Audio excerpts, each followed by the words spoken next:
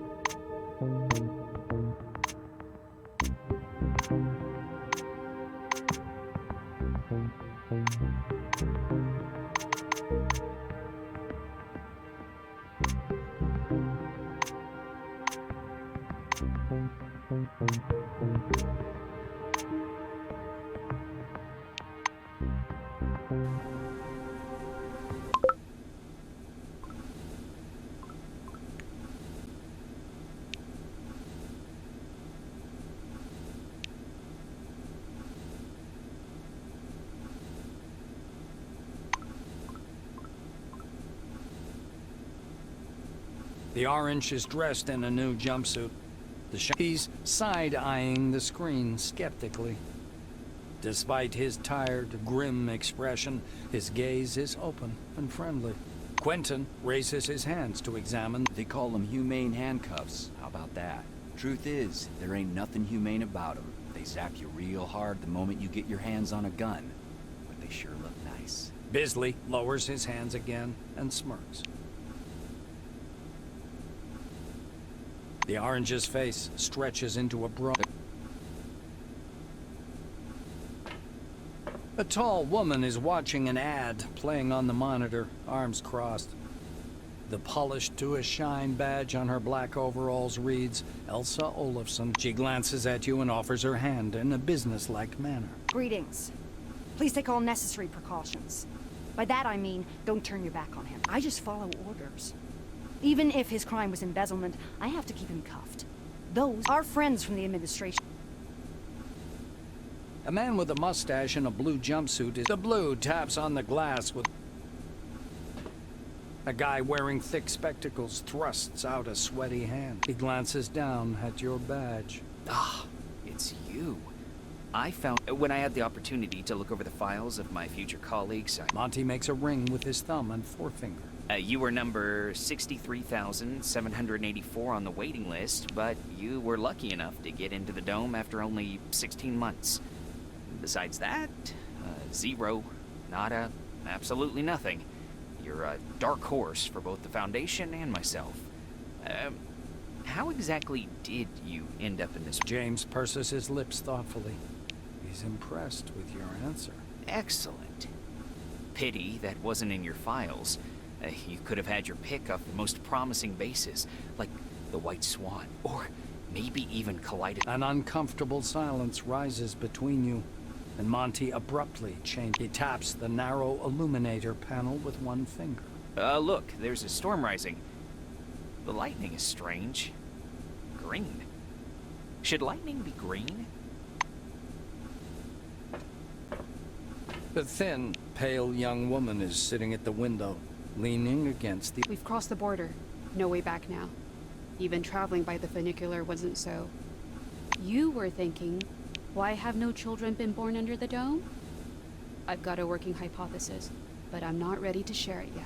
She says softly, as if Kimura peers through the glass in the direction you indicate. Oh, that's the aircraft that crashed into the dome during the first expedition. The white shakes her head, bewildered. I just can't believe it. It's all true. We're on our way. Kimura shoots you a surprised look. You're familiar with the details of the briefing, right? To put it simply, the dome is a selectively permeable environment. The white draws an invisible hemisphere in the air. Inorganic objects may exit the dome without difficulty. Kimura listens without it. It's quite possible. I would like to set up an experiment to test this in practice. You exchange glances with the rapidly blushing Kimura. Not in that sense. She blushes even more. No thanks. Patanin smiles as if the two of you... Monty nods at the...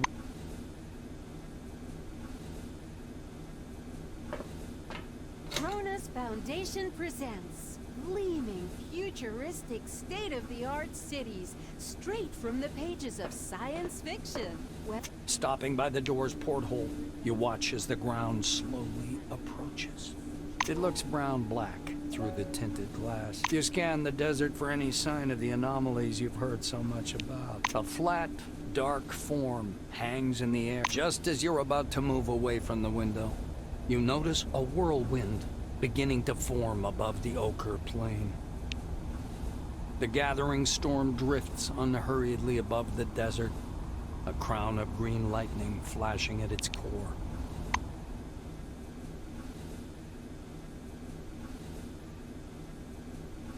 Noble and intellectually stimulating work Bisley is bopping in. What? The to welcome you to the dome. Olafson watches you. And prepare for landing. You return to the window.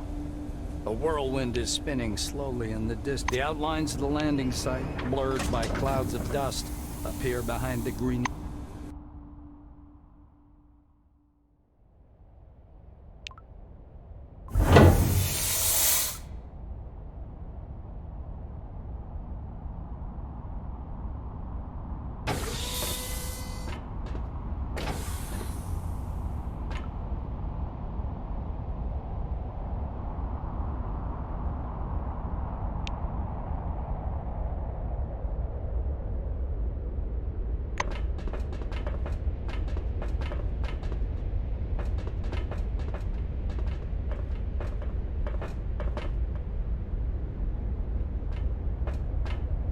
Come here. Come on now, or you'll miss everything. A badge reading Ludovico Nuzzi, scientific analyst, export department. Look over there. He points upward with a sharp, wide gesture, and you raise the binoculars to your eyes. Under fourfold magnification, the whirling cloud above the... Nuzzi bends close to your ear. Fascinating. Do you want me to bring some filters? I don't know. Ludovico laughs. With the binoculars raised, the scientist looks blankly at you, then down. Ah, this? This? He lets out a blare. Ludovico points at the building behind him. I work in Concord Station, categorizing relics. My job is to classify them by rarity. Then... Nuzzi points upward. Then the capsule takes the relics way up there, all the way to the spire, then to Crystal Sands by the funicular. They get auctioned off and turned into money. It's not like I endorse this, but we all like... He offers you his binoculars once again. Do you want to have a look at the spire? Nuzzi looks from you to the capsule and to the landing terminal. He flings his arms up. Oh, mi scusi. Excuse me, I'm so sorry. You'd better get going. Yeah, The storm is growing. Wow. Look what the wind. It was nice chatting. Not now.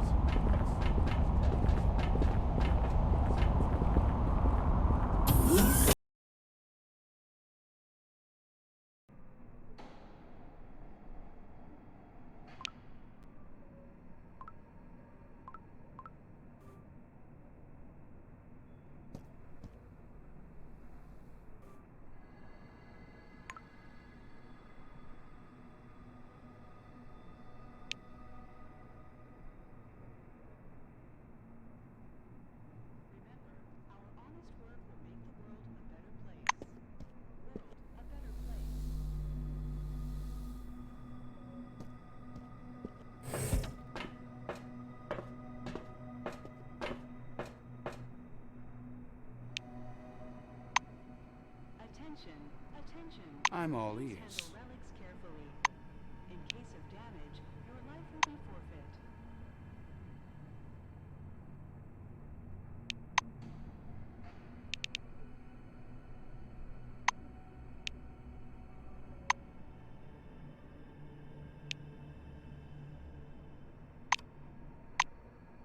Come back again.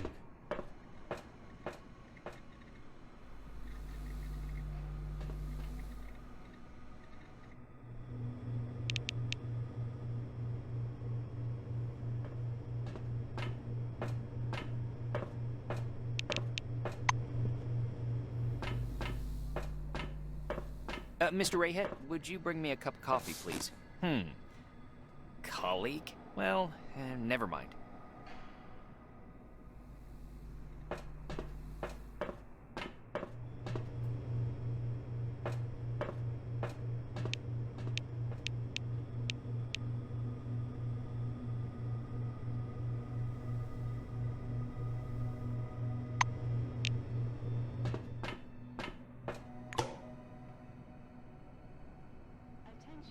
Attention.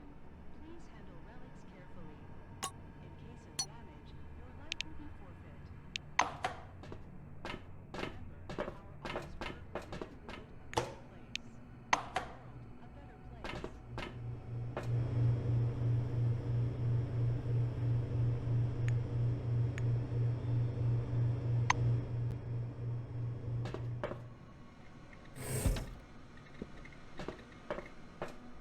Attention. Please handle relics carefully. In case of damage, your life will be forfeit.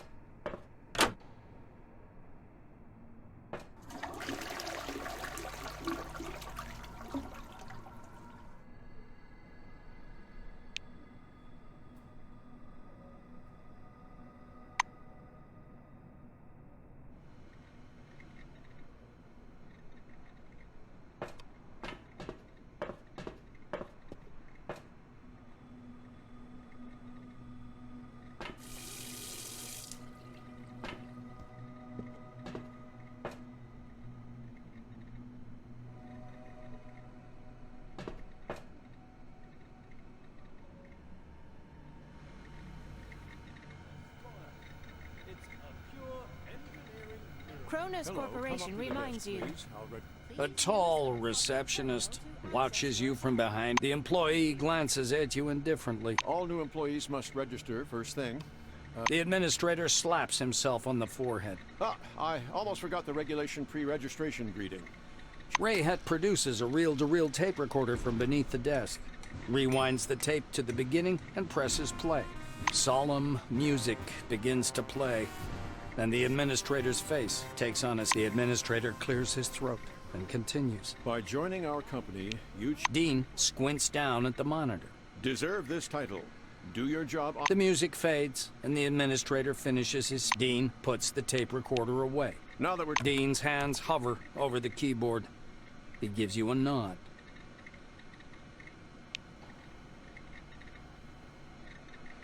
The administrator squints at the paper in his outstretched hand before setting it next to the keyboard. Rayhead scans the computer screen. So your position in the waiting list was 63,784. You've been assigned to Magellan Station. A special bus will bring you there. Dean snaps the docking port of your pass to a recess in the casing of his... The administrator returns your Selectron. CRONUS was founded as a society of scientists and military professionals. White Wingers have special privileges at most of the original locations built in 71 and 72. And there are still purely white zones in Magellan, too. Limited access laboratories, operating rooms, the morgue, warehouses, some parts of the reactor. I think you'll... Dean continues. All new employees have a... Rayhet nods and points at the ceiling. First, you need a set of combat gear. Dean extends his second finger. Second, weapons. Ms. Margarita Takachenko is the clerk at the armory. After she dispenses your firearm, you'll need to head to the training zone for a brief weapons handling exam. The administrator straightens his third finger. According to the latest regulations, all employees... Dean extends his fourth finger and looks at you meaningfully. And finally, science is the overarching purpose behind everything we do here. Dean catches himself. Oh, and when you're done with your trainings, proceed to the waiting room. From there, you'll travel to Magellan by bus. The administrator... He reaches for the tape recorder, but thinks better of it. As he's about to turn away, Dean...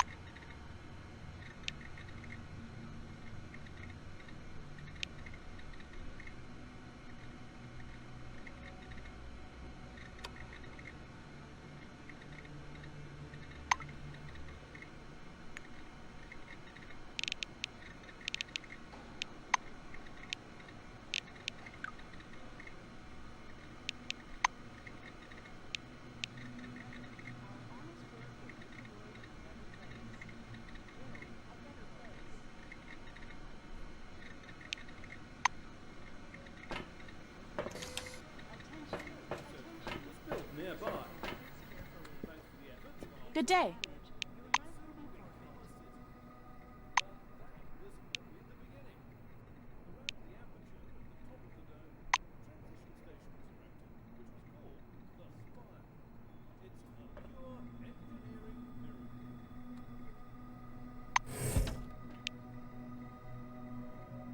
I hope to see you again soon.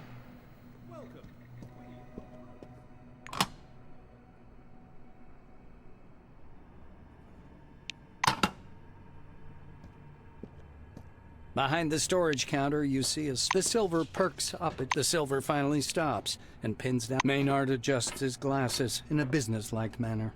And before I give you the uniform... Sidney fiddles with his hairstyle. So, I'm not going to sugarcoat it. Life under the dome can be dangerous. That's why it's important to wear protective equipment when... He points back at the shelves behind him. We've got repair kits for this gear. There are blue... Sidney rests the logbook on the desk.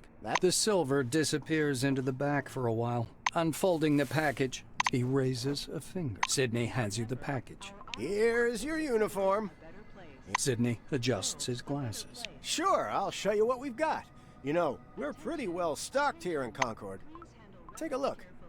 Sidney scribbles something in his logbook. Please come back anytime if you need something.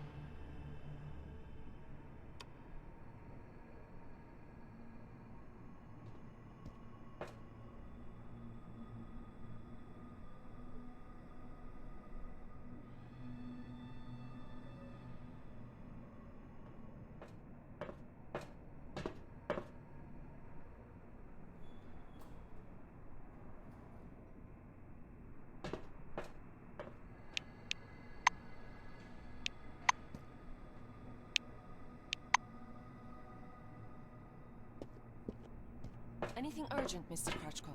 Katarzyna, did you mark it as Class 1 again, instead of 2? Look, here's the scanner data. It says the relic is a scientific device. Wait, but it's still Class 1. The smell of good tobacco. The woman fixes her coppery hair with Margarita thumbs back a couple of pages. She glances at her Kairos. Looks. Tukachenko returns a couple of minutes later, carrying something that looks... The weapon seems weightless as she spins it around her finger. I ain't telling you shit about this thing, 'cause that's exactly how much I know. Laser, schmazer, cadmium battery, fiberglass body, blah, blah, blah, blah, blah. You probably know more about it than I do. Here.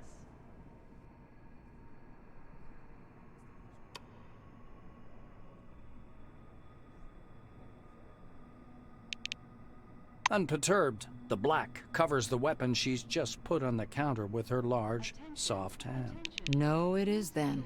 What would you like instead? In case of damage, your life will be forfeit.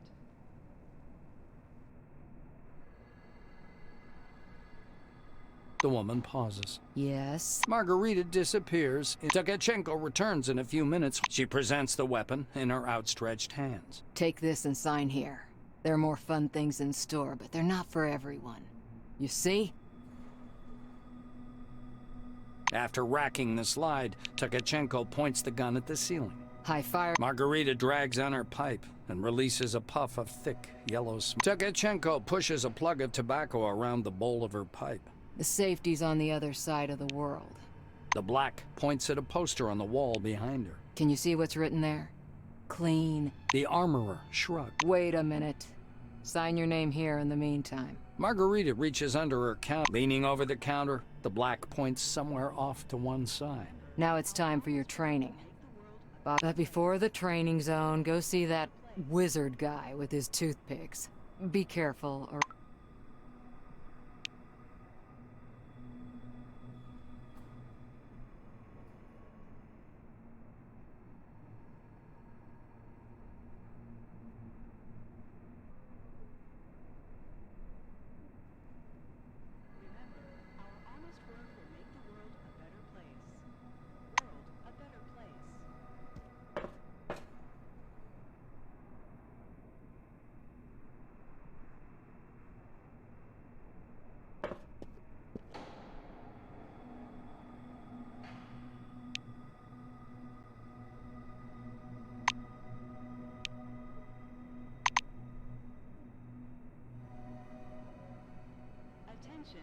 Attention.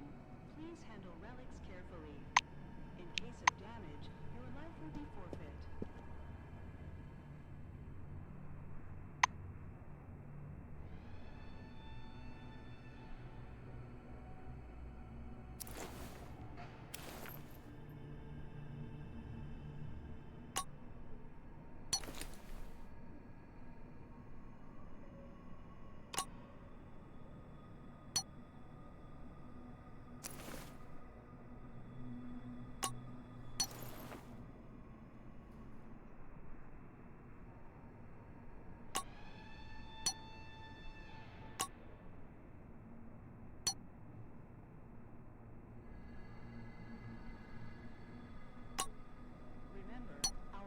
Work will make the world a better place.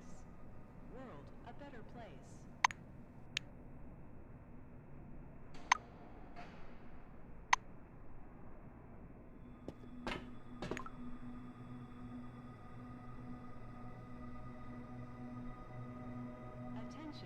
Attention.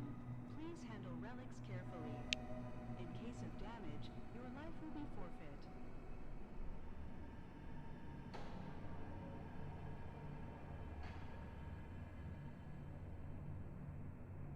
I'll complain to the Silvers about... An engineer in a bright blue jacket is tinkering with the door lock. You're a newcomer, right? It's a straight-up open house. The technician slaps the door with one hand. You have to wait until I'm done. Penkovsky grunts angrily. I wish I... Maxime extracts a thin, sharp, precision probe from behind his ear and dangles... Though there's another way. You want to learn something about picking locks? It's a useful skill in all sorts of situations. He looks at you expectantly. The blue's getting excited. All right. Penkovsky presses his pick lock, and an odd device resembling a hybrid of a screwdriver and a can opener into your hand. Using a mechanical pick lock is easy peasy. No special skill required. They wear out after a few locks. While the old-fashioned kind is another thing entirely. Cheap, one use. But one has to know how to use it right. That's a tool. He gives you a quick lesson on how to pick a lock. By the way, you can carry your tools in your belt. It's much handier to have them right there. Penkovsky shows you his utility belt, where he keeps all kinds of tools and gadgets. Actually, finding tools under the dome is no problem at all. There are even devices for hacking terminals and so on. Mac the Blue solemnly raises his index finger. And one more thing. He looks at the door again. Damn these locks. Though I'd rather be doing this than fixing hab pods. Those are a real pain in the ass. Penkovsky gives you a patronizing look. Because they're poorly made. Warped from the heat. And the filters aren't worth a damn. Attention, attention. Please handle relics carefully. In case of damage, your life will be forfeit.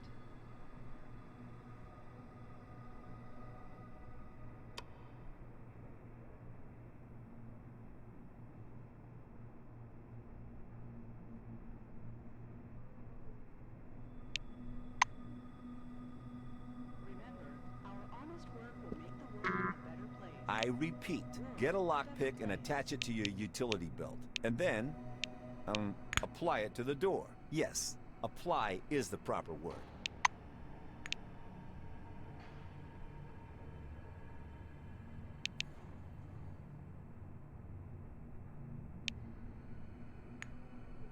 Penkovsky gives you an appraising look. All right, you're gonna pick that Attention, I repeat, attention. get a Please lockpick and handle attach relics Well, carefully. you've got quite an aura. In case of A damage, lean your silver life will with be thick forfeit. black hair and a huge cigar. As you approach, he flashes a sly grin and slowly raises an outstretched hand above. Something really weird happens. All the paper clips, pencils, you thrust your hand forward, and your outspread fingers emit barely visible sparks of energy. The silver sticks out his lower lip as if to say, not bad, and gives you a thumbs up. The objects clatter back onto the table. Here for the briefing, huh? Shall we get to it? He takes the cigar out of his mouth and exhales a lush cloud of smoke. The silver props his elbows on the table. Anyway, here's the deal. It's more profitable for people. Not waiting for an answer, he grabs your hand. He jerks his hand back at once, then touches you again, carefully and distrustfully. Whoa, whoa, whoa. You know you've got one hell of a talent, huh? Slimy little bastard, you. You want to take... The silver takes a thin glove covered in talc from his desk and passes it to you. Look, a glove, right? But it isn't just a glove. This is an ooh mama hold me tight glove. It takes in... He counts off on his fingers. Learn psionics. Put on the glove. Transform energy... It doesn't take the psychic long to think of something. A small 2-com bond coin jumps up from the table, and an invisible force folds it in half. The ruined coin drops into a glass already almost full of coins, and you don't have to ask him twice. Mihai picks up a light bulb from the table, gripping the base in his hand. The filament begins to glow faintly. In a little over a second, the bulb is shining with a steady... The silver laughs contented. Mihai spreads his hands good-naturedly, as if to say... The toothpicks on the table skitter around for a moment, arranging them. The silver laughs in reply. Andrei jumps up from his armchair and thrusts his face close to yours, exhaling foul cigar smoke. Quickly, think of a number, huh? The unexpected question calls a bunch of different numbers to mind, but you can't see. The silver looks into your eyes. 3, 14, 13, 76. He easily names every number you've got in. Mihai shakes his head wearily. No, enough tricks. I'm exhausted. Psionics is... it requires strength. Drains you. Remember... The silver takes a pull at his cigar and releases a self-important... Psionics. It's a gift for all of us. The forefathers took off... Mihai spreads his dark hands. Attention, attention. Please handle relics Get a lockpick and attach it to your utility.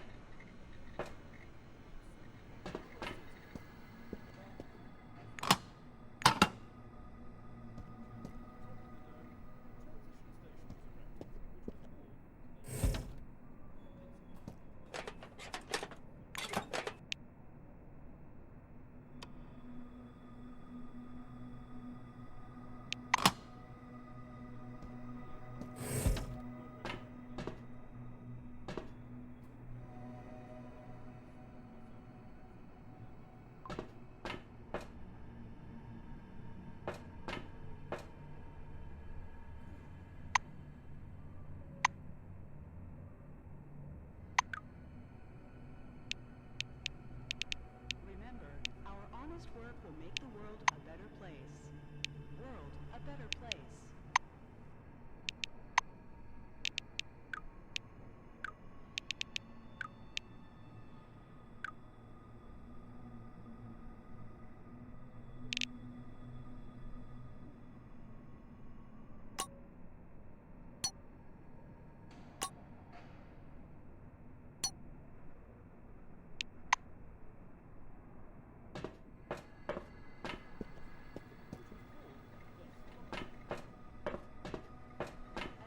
I repeat, get a lockpick and attach it to your utility belt. And then, apply it to the door.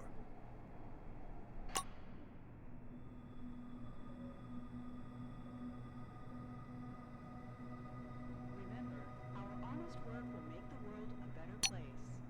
World a better place. Yes, apply is the proper word. You're doing great. All right, off you go. I'll keep working on this lock because of that. Welcome under the dome. An amazing excursion to a... Greetings. Attention, attention.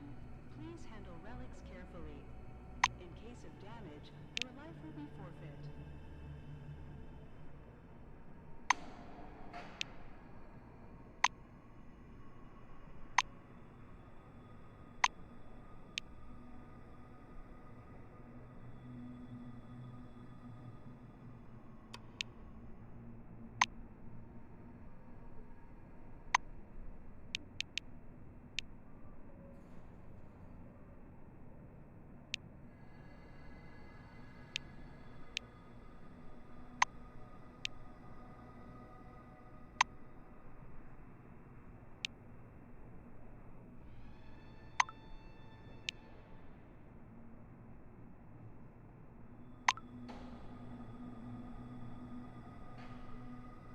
It was nice chatting. Right on this spot. Sounds like a sci-fi story.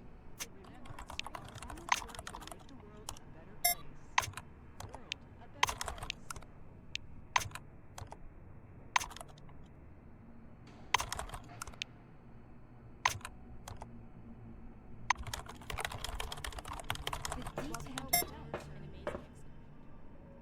Greetings. Attention, attention. Please handle relics carefully. In case of damage, your life will be forfeit.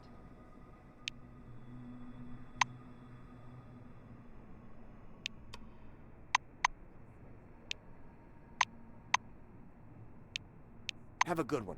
See you next time.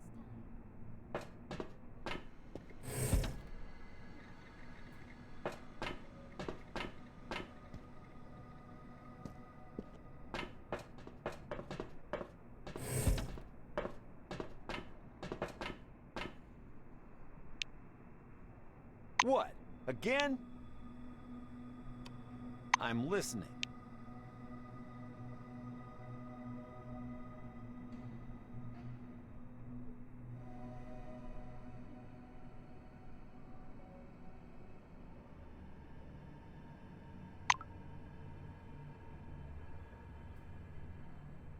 I hope to see you again soon.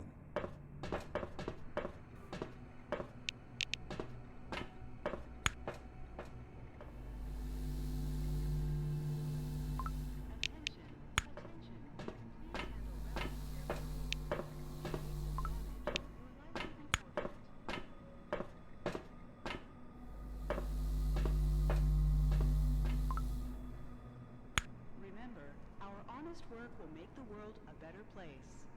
World a better place.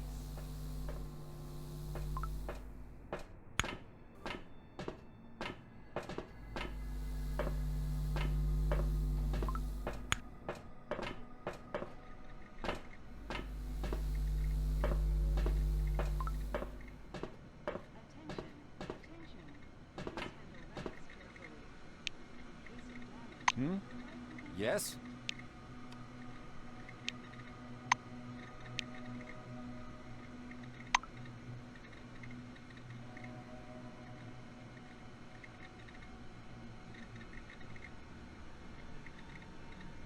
Have a good one.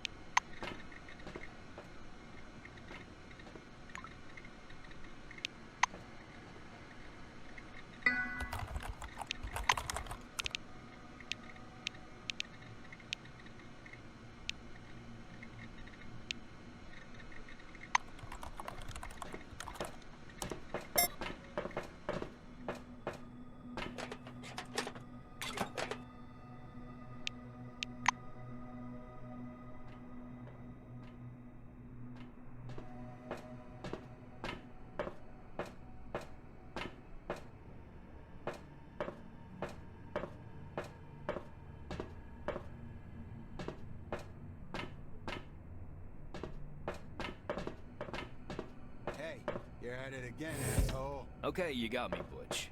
Old habits. You know that. Shall we continue? Continue my ass. Read deal. Everyone gets 3 bucks. Hey, come on now. Start over. You only did it once. World a better place.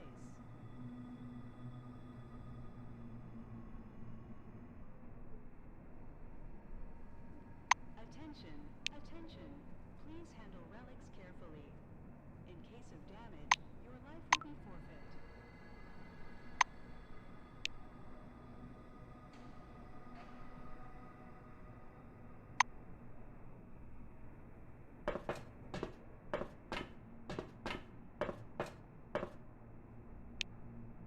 Salutations.